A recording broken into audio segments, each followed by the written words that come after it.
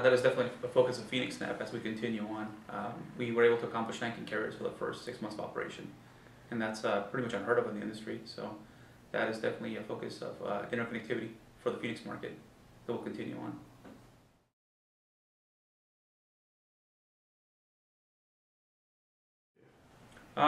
Definitely accomplishing our SAS-70 Type 1 within just being open for a couple of months, and as we're progressing to get our SAS-70 Type 2, definitely it's going to be another accomplishment that we're going to be good on. Just the fact that we were able to open in the first place was a huge accomplishment on relatively tight timelines.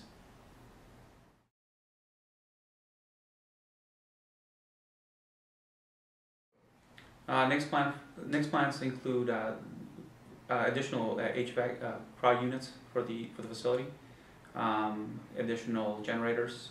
We are looking at expanding our floor space, doubling it over the next 6 months due to customer demand.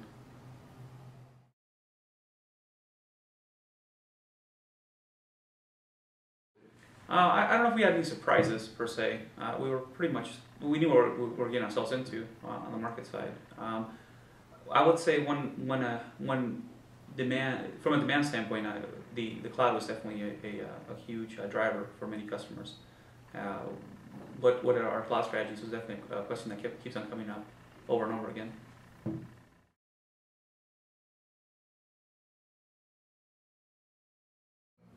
Phoenix NAP will be coming out in second quarter with on-demand cloud storage, also high-level availability servers, and also a cloud offering product that can be white labeled. That will be geared towards people that are in our data center, as well as expanding from that.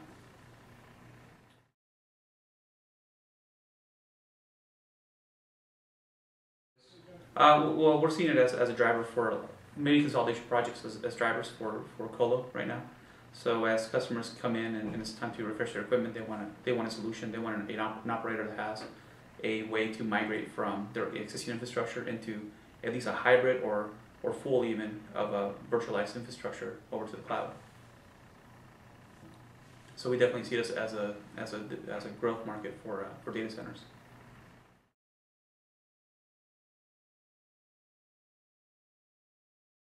One of the biggest challenges was definitely the new operator on the block challenge. Most of the feedback that we've received is very positive on the data center itself, on the personnel, on our policy and procedures. But definitely there's always the new kid on the block type feel that a new operator has. So I think after our first 6 months of operations, we haven't had any major issues. Everything has progressed pretty well, and now we're on track for our SAS-70 Type 2. So I think that will further reinforce that we are a pretty solid operator.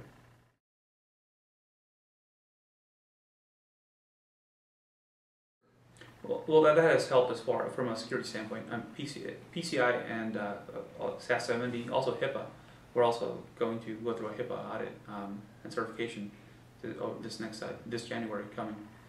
We believe that as compliance and regulations are extended out, not just on the end client but also on the operator, that it's going to become more and more a demand for customers to see from operators.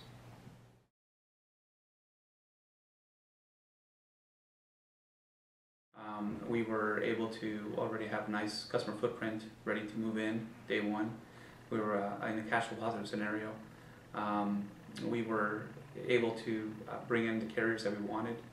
Now we're looking at expanding to the harder to get carriers. I would say more the Asian presence carriers, and even some European providers that are just not don't have a strong footprint in the U.S.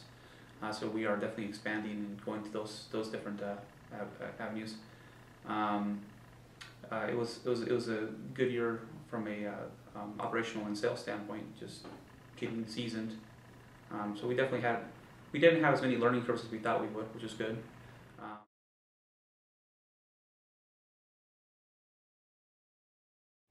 So 2011, from a growth standpoint, as far as the data center itself, we're looking at expanding the first floor area, what we call the initial 45,000 square foot build. We built the data center very modular, so now it's time for us to start bringing in the additional modules to expand that space out. due to customer demand. We are looking at offering cloud infrastructure services, not just cloud itself, but also components of cloud, meaning your shared storage.